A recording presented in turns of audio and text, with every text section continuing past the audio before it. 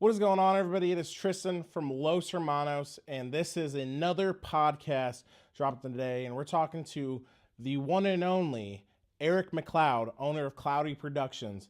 And today he talks about what really drives him, what got him out of his job that he didn't like and doing something that he really wanted to do, and that's his story. So stay tuned.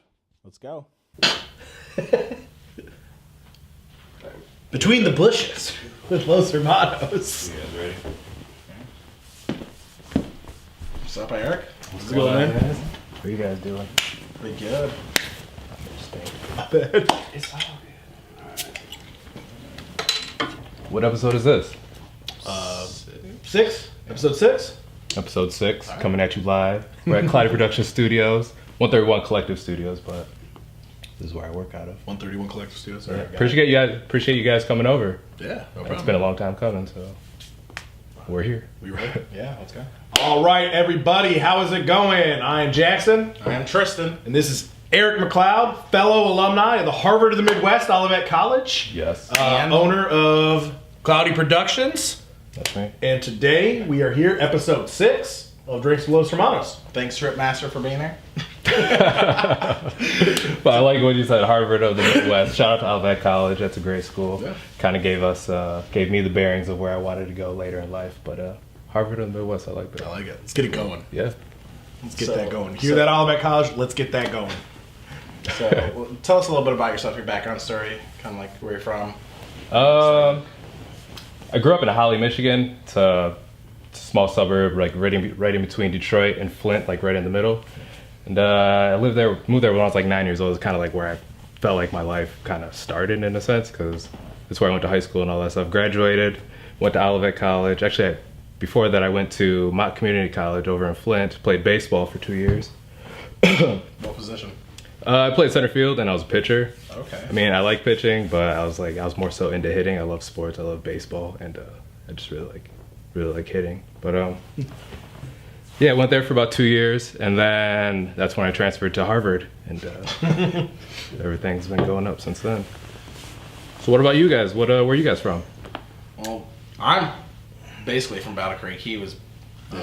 We were about in Heath, Ohio. Wait, are you guys twins? No. Not twins. So I was about to say, I was one born at one place and the other born at those places. We were both born in the same place. We just moved up here when you were about, 6 months old? Yeah.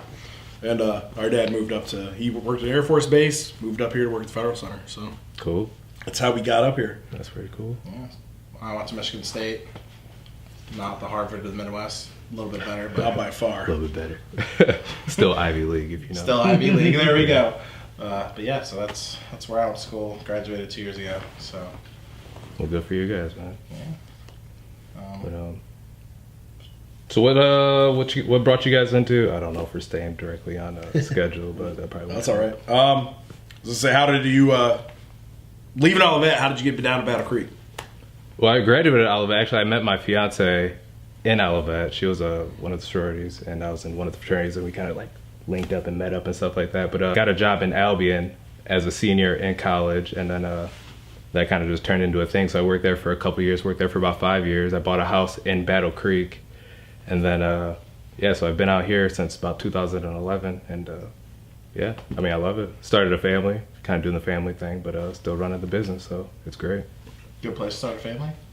It's okay. I mean, I haven't had any issues. I saw that article saying that it's the second worst place to raise a child or something like that, but I guess it just depends on what your standards are as far as raising a child, because if you give the child exactly what it needs, is just love and attention, then it'll be all right, but... Yeah, that's a subside effect. They can get numbers to say whatever they want. So yeah. So how did you kind of become an entrepreneur? What made you think I want to be my own boss? It just really stemmed from when I was working at Clarion, the place where I got a job when I got out of college. It was called Clarion. It was over in Albion's plastics distribution facility. So I was working there for about 5 years, and I don't know, man. It's like I was just unhappy, and I was going home. I was making okay money, so it was cool. I was making money, but I was coming home unhappy and I felt unfulfilled. And I was still doing the video and photo stuff on the side while I was working there. And then it wasn't until we had our first daughter, Macy, in 2015, then I was like, man, I can't live like this anymore. I can't be unhappy every single day and try to like make a happy home, you know what I mean? I was like, dude, I can't do that. So luckily my fiance was fully on my side, and she was fully supportive of everything that I did. She's like, you know what, Eric, go ahead, quit your job. We'll be okay for a little bit. I was like, perfect. That's kind of like the push that I needed to jumpstart Cloudy Productions, like formally, you know, so. So you want full-time right away, or did you have some, like, were you doing it while you had your other job and then kind of were weaning off your old job, or did you just go right into it? No, I was kind of segueing into quitting. I knew I wanted to quit at the beginning of the year. So I was prepping myself months in advance to kind of like put some money aside to know what I wanted to do. I wanted to put enough money aside to pay my mortgage for a full year, just in case I didn't know where the next dollar was coming from. I wanted to make sure that was secure, which I did, so it was great. And then, like I said, it wasn't until my daughter Macy was born, first year that she was born, I quit. And it was slow at first. Like, I didn't know what to expect. It was a new business, a new video production company, because it's kind of new still for people, just as far as like the creative aspect. They're taking a risk on Erick of creating some sort of footage for their business. So like, I don't know, it was a lot of pressure at the time, and I wasn't doing the best that I could do to put myself out there as a business. So I was kind of just waiting for people to approach me and contact me with a opportunity that they want me to do. And I just approached it the wrong way. But my second year around, I made money and stuff like that. I stayed afloat, so that was great. You know what I mean? Kids were flourishing. They're great, beautiful little kids, happy and stuff like that. But I don't know, man. That was really the kick that really made me go. Is just when Macy was born. I have to make it. I have to be able to provide for us, and it's cool. I haven't looked back since. But there definitely were hard times. There definitely some learning time. Yeah. And I don't know, man. It was all great. It was a great learning experience. So kind of going off of that, what was some of the good like tools or helpful hints that you kind of learned early on to help you help make you successful?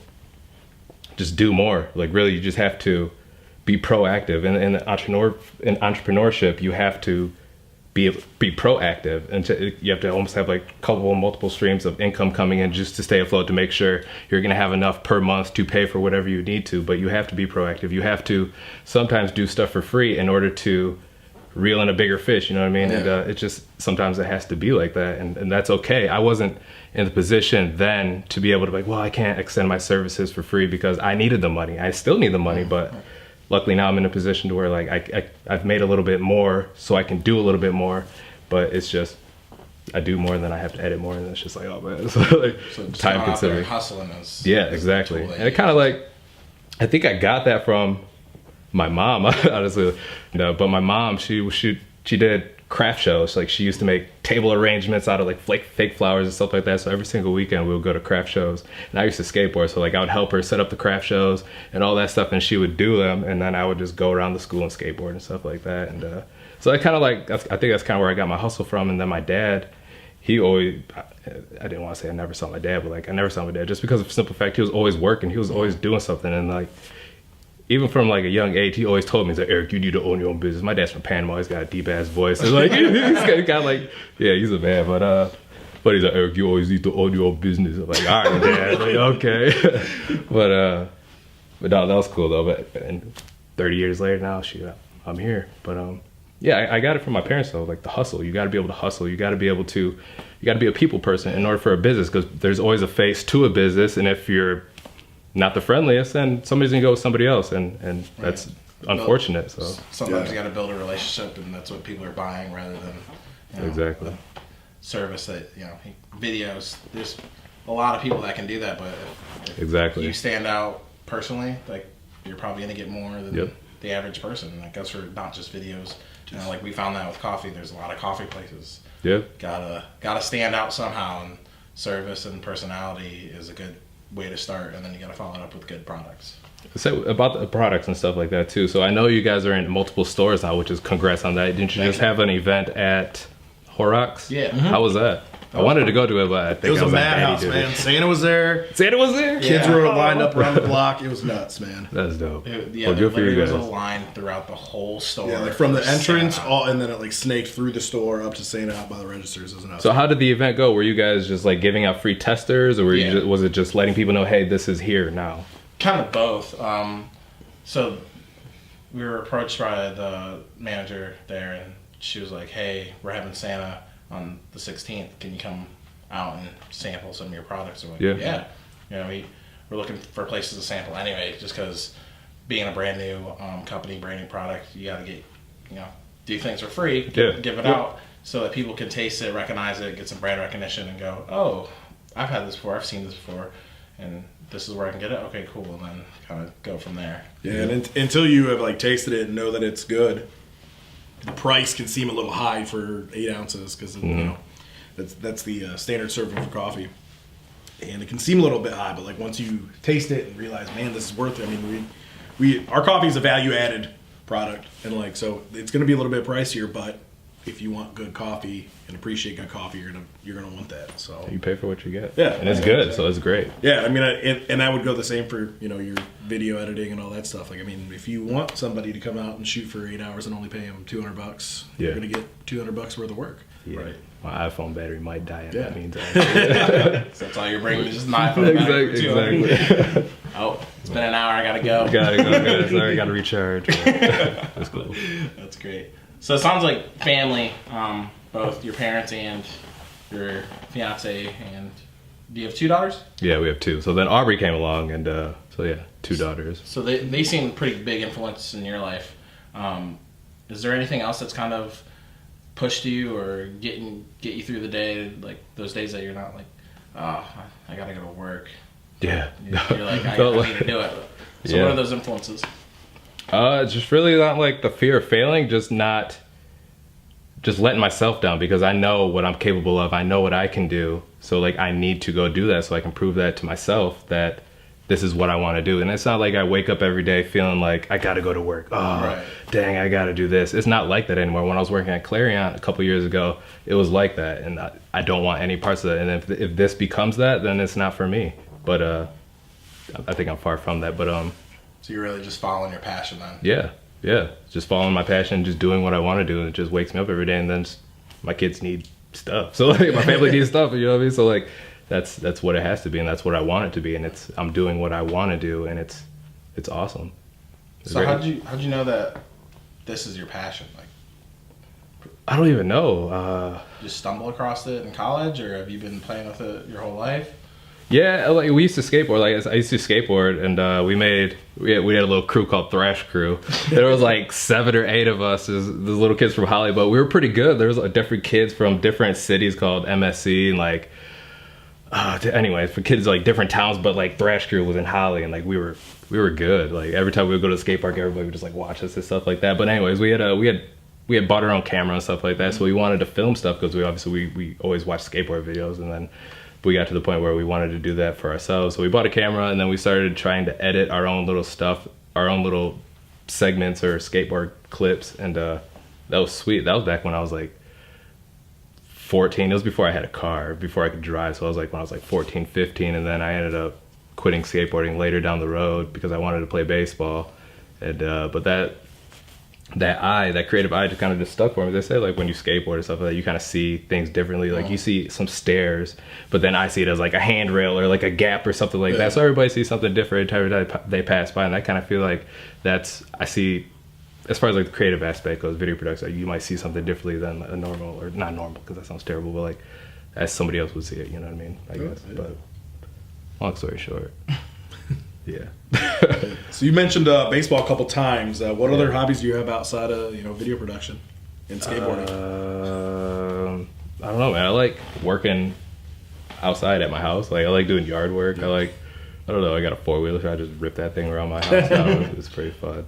But I like building stuff. Like I built a couple benches for people and stuff, which is like extra wood that I have, just working with what I have, and yeah, just building stuff. Did you build the studio? Yeah, actually, the studio that we're sitting in, it looks like a half-pipe transition. I got that from skateboarding. So you built it the same way. You put the frame around it. You put a certain type of wood that gives it that flex that can still stay in that position, and then just sanding everything down so it looks like one. I mean, you can see blemishes and stuff, but I have to touch it up every now and then because the cold and then the hot kind of cracks the plaster and all that. But it works. That's great, though. Yeah, appreciate it. When I first walked in there, I was like, wow. I expect, with the studios, I expect more like a green screen just painted over, but this is like, you could tell it was built out and kind of built with like what you had in mind. Yeah, no, thanks, man. Yeah. So it started with an idea and then just doing it. I didn't have the money to pay somebody to do it. And I was like, shit, I think I kind of got to do it. So like, Yeah, I just ended up doing it myself. That's what happens when you're a small business. You gotta figure out how to do it, and Yep. you know, you're not cutting corners per se, but you're working with what you got. So Yeah. that's a great tool to use. And, yeah. So as far as downtown goes for you guys, like when are you guys supposed to be moving into your guys' new space? Are you able to talk about that? Or? Yeah. So we'll probably be moving in there first couple weeks in January. Yeah. So depending on when this is released, either you'll be in there, or it'll be a couple weeks from now. So yeah. Yeah, they're building it out right now. They're actually stuff is getting built, so that is a good sign. That's always a good What sign. was it before? Wasn't it like a bank or something? It was a consignment clothing store, and it was just basically an empty. It was basically an empty room that they just had racks in, and Gotcha. a couple desks and stuff like that. But Yeah. So they had to cut the concrete and plumbing and stuff. Cut the walls, put some electrical in there. So electrical, plumbing, all that stuff, and then we got to set up, get our espresso machine installed. We got a guy coming up from South Bend to do that, and then All the way from South Bend? we should be getting going. All the equipment's in town, Yes. in the warehouses, just waiting for the build out to be done, and then we'll be ripping and rolling. Cool, man. I'm excited. It's good for you thanks, guys. man. speaking of which, have you ever thought about like moving downtown, or like where ideally in the most ideal world, what would be your perfect place to be? Would it be in a bigger spot? Would you like this place, or would you like to move more downtown, be more centrally located? Or I mean, I love the space that I'm in just because it's kind of like where I started, but I would definitely love to have like a more centralized location downtown. It's just everything costs money. I'm not at the point right now to be able to afford to the size of place. What I want to do, I can't afford right now. So like I have to make do with what I have, but I would like to have a space right downtown just because the foot traffic is great. Like I can have a studio setting and then make it look cool so it's inviting for people to come in and stuff like that, and still do video and photo. And I know I think there's a couple places already downtown. There's I don't want to name names, but like, I think there's a couple businesses already on Michigan Ave. I think there's two. There's one photographer that I know for sure. yeah, Conway. Yeah. And then She's down there. And then I don't know the other one. So what's your master plan with Cloudy Productions? Like, is it like this big studio that people can come in and kind of mess with, or is it like what is that master plan? I don't know. I love the studio space, but I still do a lot of things on location. So when I travel, I go places and I have to create content in that location or that space. So it's cool to have this, but like a lot of the stuff that I still do is on location, and I'm just filming out and about, making do with what I have in sometimes a natural environment, or it's a staged setting someplace else. But I do want to grow my business, and I definitely am growing my business. I want to get an editor. I need to hire an editor just because I shoot so much stuff.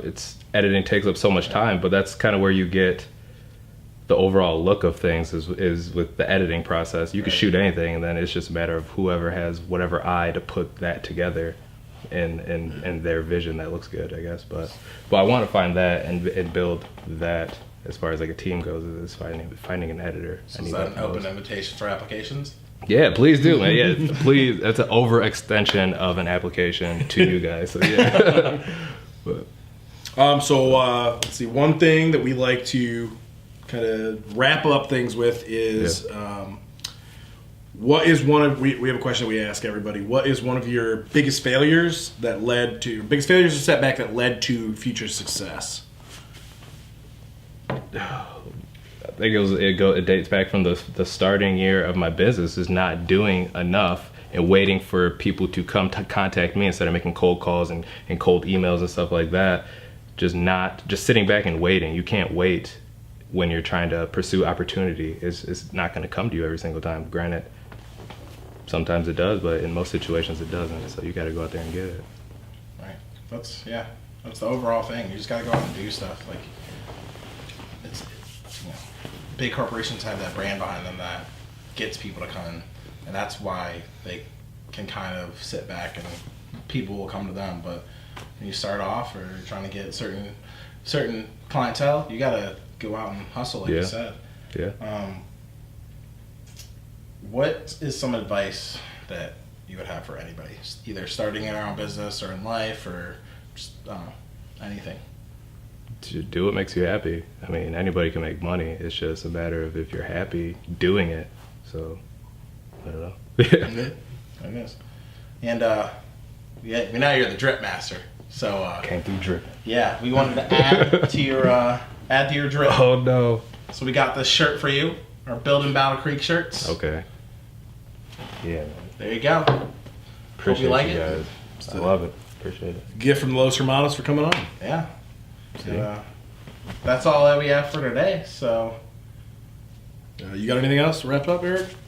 No, man, I really appreciate what you guys are doing. The podcasts are pretty sweet. I haven't really seen anybody in the area doing this kind of thing, and it's cool. Hopefully success for you guys with that. where can people find you? Like, what are your Instagram tags, Twitter tags? Yeah, you can find me on Instagram. You can find me on Facebook. Instagram is _CloudyVision. Facebook is, you got to direct you to my business page, but Cloudy Productions LLC, or you can just visit me at cloudyproductionsllc.com. Sorry, but and then you can just find all of my social media outlets through there. All right, man. Thanks for coming on with us, and hope to see you again soon. Might have a follow up. Yeah, please do. That'd be cool. Like I said, I enjoyed it, man. Appreciate you guys. Yeah, thanks, man. Yeah. All right. Thank you, everybody, for stopping by, and as always, take it easy. Yeah, get that cadence. Yeah. Alright, you just keep